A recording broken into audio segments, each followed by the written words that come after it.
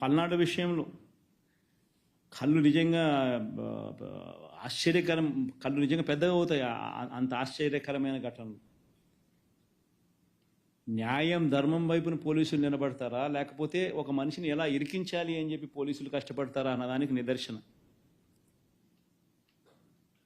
ఆ రషీద్ ఇన్సిడెంట్ అయితేనేమి, ఈ ఆర్కే పిన్నెల్లి రామకృష్ణారెడ్డి విషయం అయితేనేమి, పల్నాడులో పోలింగ్ రోజు మొదలవుతే మా సీనియర్ నాయకుడు 5 సార్లు ఎమ్మెల్యే, 4 సార్లు ఎమ్మెల్యే,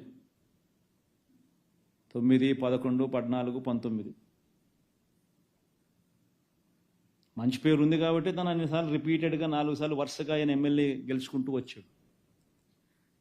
బలవంతంగా అలాంటి వ్యక్తిని ఏకంగా ఇరికిచ్చే కార్యక్రమం. అంతకుముందు పల్నాడు జిల్లాకి ఎస్పీగా రవిశంకర్ రెడ్డి ఉండేవాడు.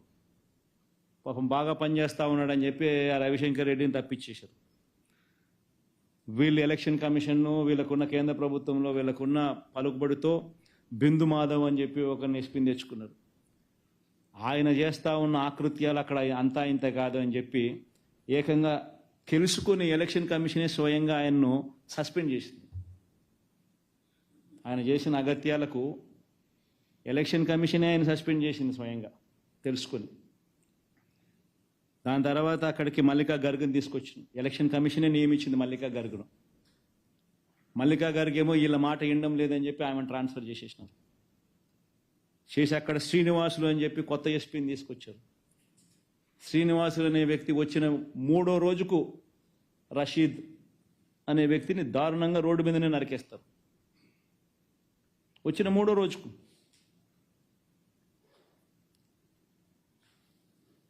అసలు ఏ రకంగా జరుగుతూ ఉందంటే, ఇప్పుడు ఆ స్లైడ్ ఏమో, ఆ రెడ్ బుక్ స్లైడ్ ఇది చూడండి ఒకసారి. స్లైడ్ ఒకసారి మీరు చూడండి, హోర్డింగ్ చూడండి ఒకసారి. ముఖ్యమంత్రి కొడుకు,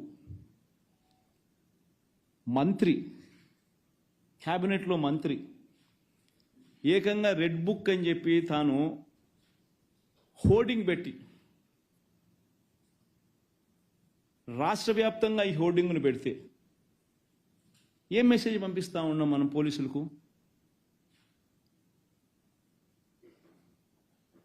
నా లెవెల్లో మొదలు పెడుతున్నాము,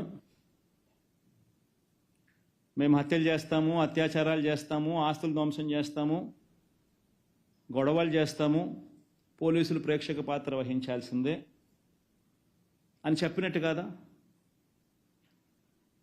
ఎవరైనా కంప్లైంట్ చేస్తే, కేసులు పెడితే మీ తోలు తీస్తా అని చెప్పి పోలీసులకు చెప్పినట్టు కదా?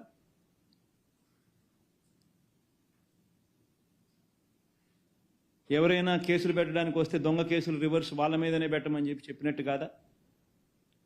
ఈ రకంగా ఒక ముఖ్యమంత్రి కొడుకు రెడ్ బుక్ అనేదాన్ని హోర్డింగులు పెట్టించి ఏకంగా రాష్ట్ర వ్యాప్తంగా ఈ మాదిరిగా హోర్డింగులు పెడితే,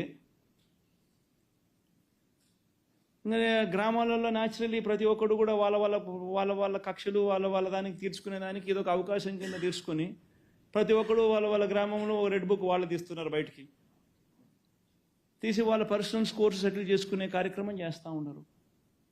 సో రాష్ట్రంలో లానెస్నెస్ అనేది ఆటోమేటిక్లీ దిగజారిపోయేదానికి ఇది కారణం కాదా? ఆలోచన చేయమని చెప్పి అడుగుతాను ప్రతి ఒక్కరూ కూడా. అసలు ఎంత దారుణంగా ఉందనంటే నిజంగా ఇలా పరిస్థితి. ఒకవైపు నేను ఢిల్లీకి వీళ్ళ అగత్యాల మీద ఢిల్లీలో ప్రొటెస్ట్ చేయడం కోసం నేషనల్ మీడియాని పిలిచి పార్లమెంట్లోని అన్ని ఇంపార్టెంట్ పార్టీస్కి సంబంధించిన నాయకులందరినీ కూడా పిలిచి వాళ్ళందరికీ రాష్ట్రంలో జరుగుతూ ఉన్న పరిస్థితులను ఎక్స్ప్లెయిన్ చేయడం కోసం నేను ఢిల్లీకి వెళ్తే, ఢిల్లీలో నేను ఉండగా ఇక్కడ పెదకూరుపాడులో area market committee chairman, ex area committee, మా హయాంలో మార్కెట్ కమిటీ చైర్మన్ సామిరెడ్డిని ఏకంగా కాళ్ళు చేతులు ఏకంగా వదిలేసినారు, చచ్చిపోయినాడని చెప్పి. కారు ఆపి 2 కాళ్ళు 2 చేతులు ఫ్రాక్చర్డ్.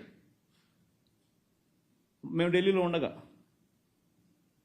చనిపోయినాడని చెప్పి వదిలేస్తే, ఆయన మనిషిని ఈరోజు మేము ఢిల్లీలో మరుసటి రోజు ధర్నా చేస్తూ ఉన్నాం, ఆయన సర్జరీ జరుగుతుంది.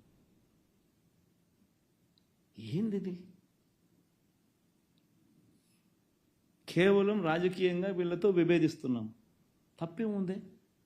మీదో పార్టీ ప్రతిపక్షం అనేది లేకుండా ఎట్టపోతుందండి? ఇది మాదిరిగా చేయడం ధర్మమేనా? ఆలోచన చేయాలి అందరూ కూడా.